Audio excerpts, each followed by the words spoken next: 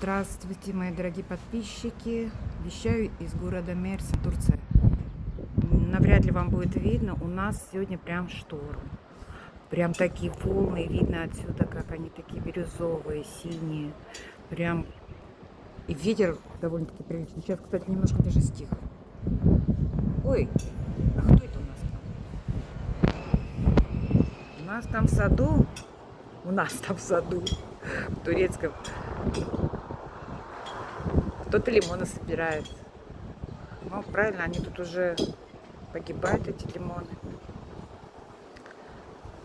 Значит, нужно немножко подсобрать, помочь на чаек себе, либо на салатик. Стройка у нас школы идет очень активно, прям не по дням, а по часам.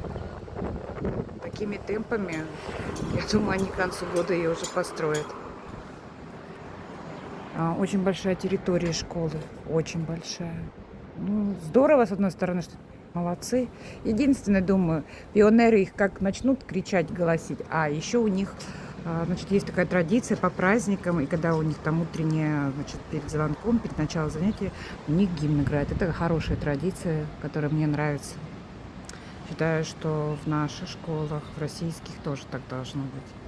Боже, какой сегодня ветер. Прям, смотрите, пальма, как движуха. Качает деревья. Ветроган приличный.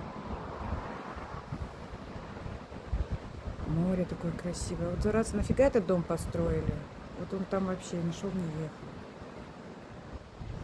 ехал. Правду говорю. Будь здоров, чук я шар. Так, что-то там, видимо, они собрались девчата весь сад завоевать, все лимоны собрать. Ладно. Вот так. Ну, в любом случае, погода прекрасная, жары нет, ветерок тоже замечательный. Да елки-моталки! Будь здоров, будь здоров.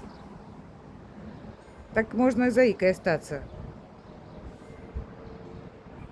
Всего всем хорошего настроения, чистого неба над головой.